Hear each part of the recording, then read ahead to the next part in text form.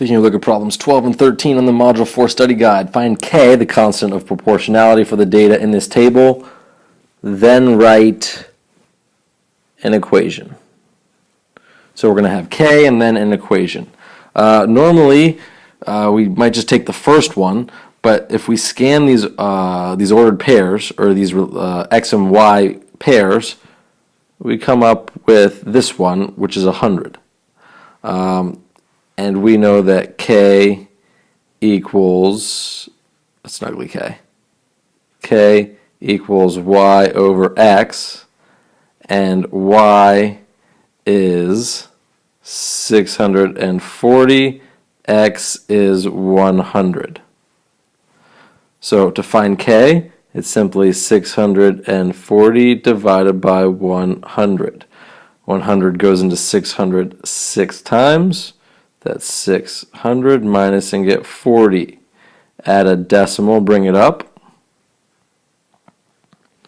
When we add a decimal, we can add a 0 and bring it down. 100 goes into 400 4 times.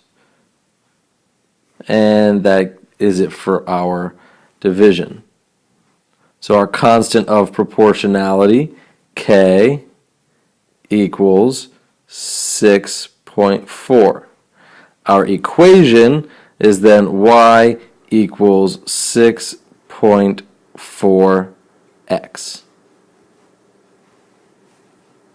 And that is our answer for 12. 13. Create a table that shows a proportional relationship. Do not use an integer. So that means it can't be a whole number. So we can't use 2 as our constant, or 3, or 4.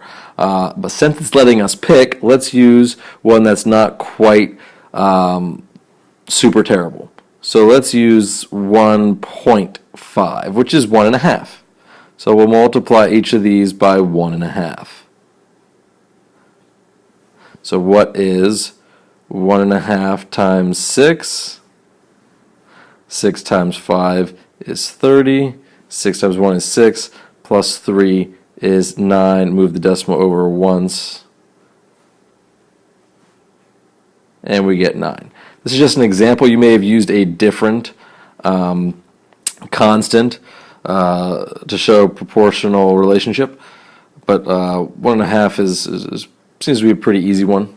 So that's why we used it. 12 times 1.5. 5 times 2 is 10, 5 is 6, bring down 0, 2, and 1. So we're running out of space there, but you move the decimal over and you get 18, and then 20, 1.5 times 20, 0, 0, 0, 2 times 5 is 10, carry the 1, 2 times 1 is 2, plus 1 is 3, and move the decimal over 1 time. So then we get 30. And if you use 1.5, you get those answers.